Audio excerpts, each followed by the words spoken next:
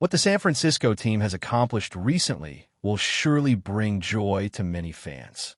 In this material, we'll break down the latest developments coming out of Santa Clara, and the news is genuinely exciting. We'll also cover several recent moves made by the team, so stay tuned. The official list of pre-draft visits has been released. While most positions featured were expected, there's one area that truly stands out: the offensive tackle position. That's where we'll begin our analysis.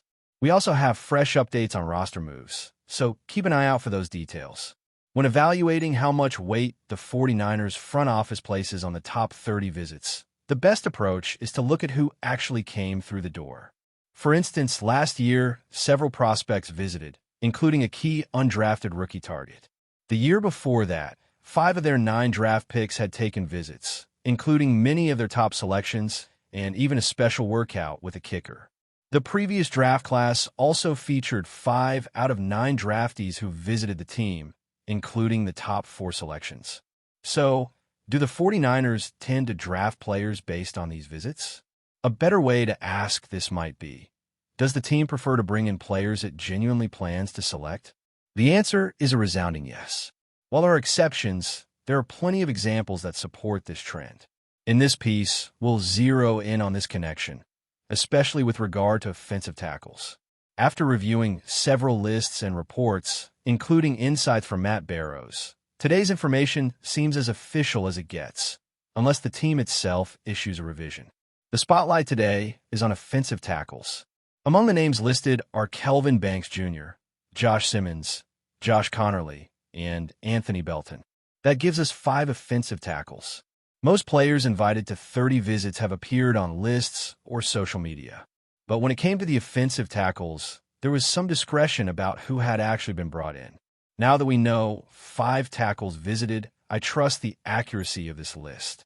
Additionally, it appears the team has also brought in 3 interior offensive linemen, which shows that a wide range of talent is being considered. That's something fans will be happy to hear. The 49ers are clearly focused on offensive tackle this year and are expected to push beyond round 1 to secure a top prospect. Even though this might not be the best tackle class overall, the Niners are clearly making an effort, and that's excellent news. It's encouraging, especially for those who frequently comment about the need to protect the quarterback.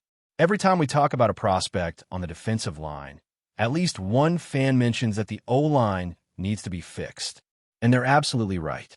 Hopefully, those concerned about this area feel better about the current situation. This is the 49ers' reality right now.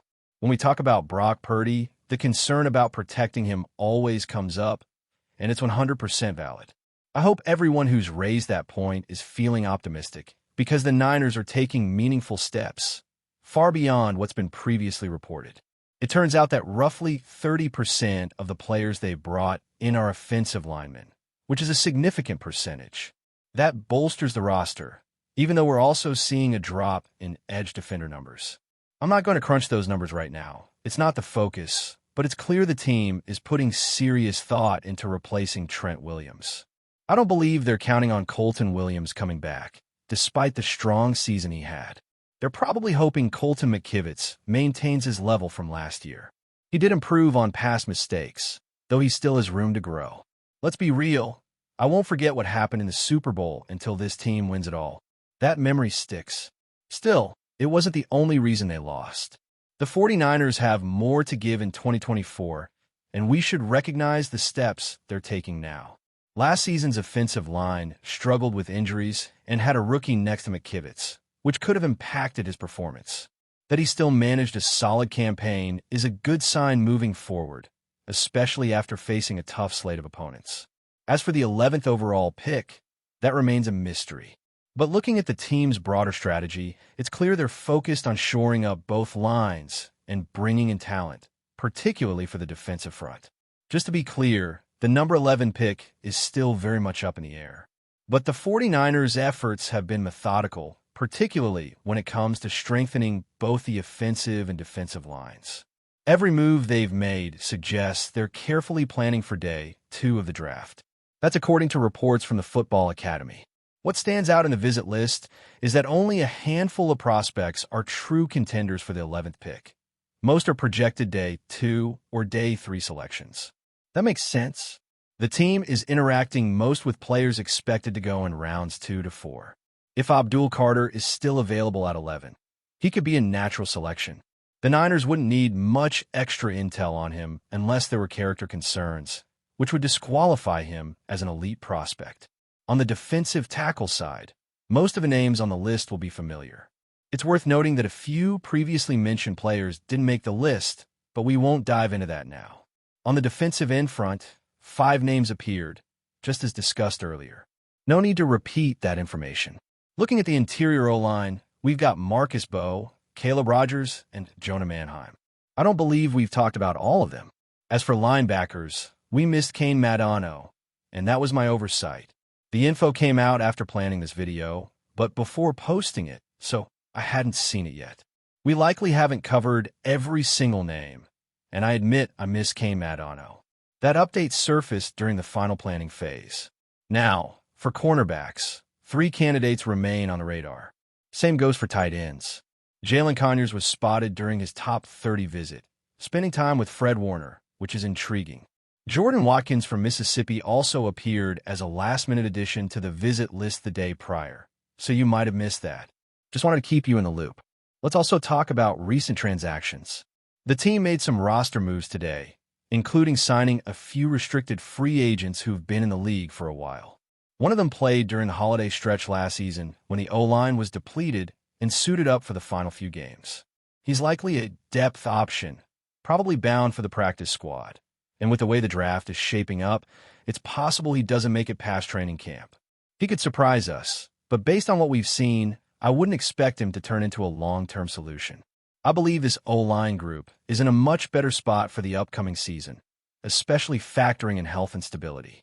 Personally, I've always enjoyed this time of year, evaluating new players and building toward that 90-man roster.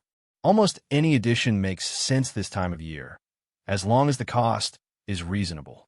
Tannis has been in the league a while, but hasn't recorded a catch, which tells you where he stands. The team brought in multiple tight ends on visits and has a history of drafting TEs. We'll see what kind of chance Tannis gets in camp. He'll likely make the 90-man squad. Whether he turns into something more remains to be seen.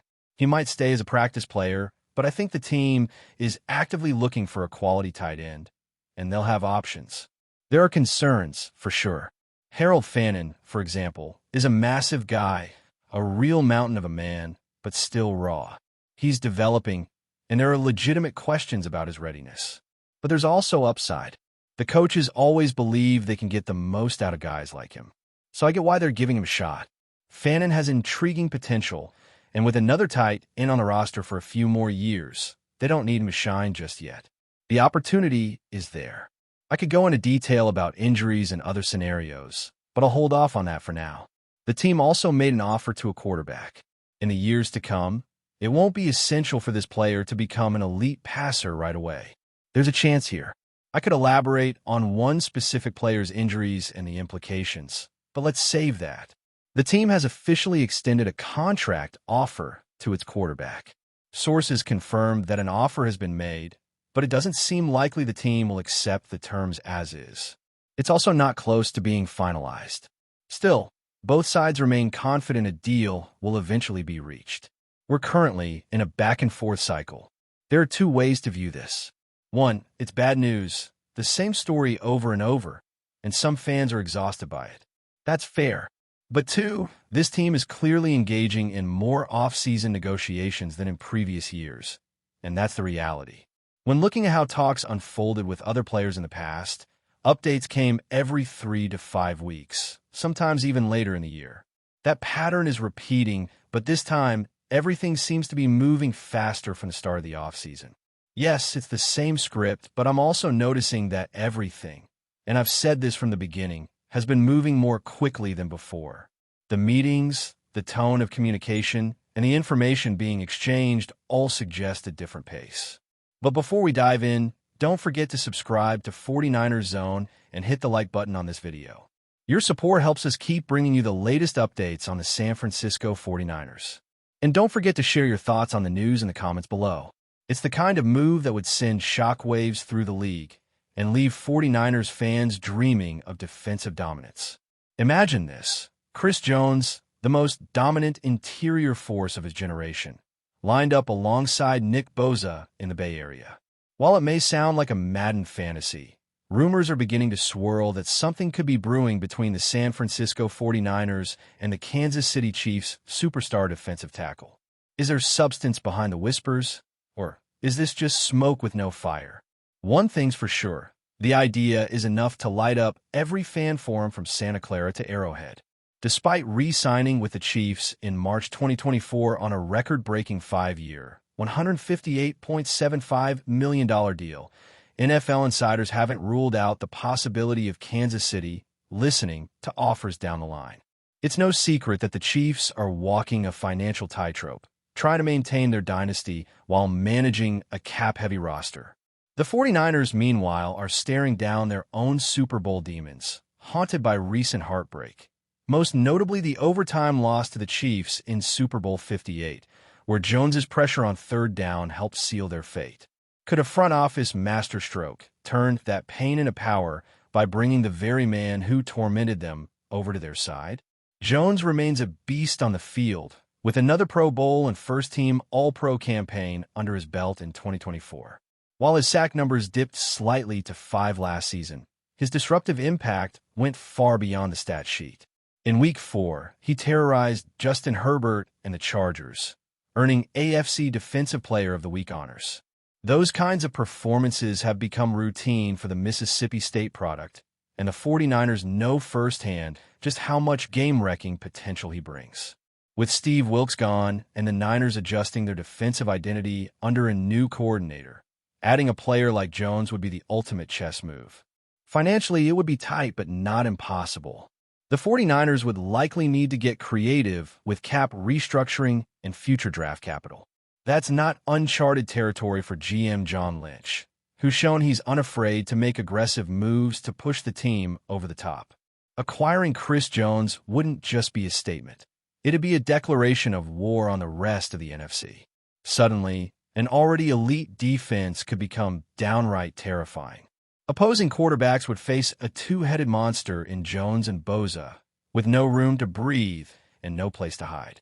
At this point, no formal negotiations have been reported, but sources close to the situation have hinted that San Francisco is monitoring the status of Jones and exploring high-impact defensive options ahead of the 2025 season.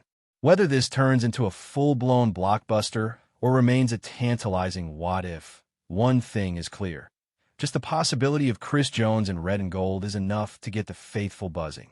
Stay tuned, because if the Niners really want to flip the script on the Super Bowl narrative, this might be the boldest way to do it. That's it for this update. If you enjoyed the video and want to keep receiving exclusive news about the San Francisco 49ers, make sure to subscribe to 49ers Zone and give this video a like. We always look forward to hearing your comments and opinions. See you in the next video.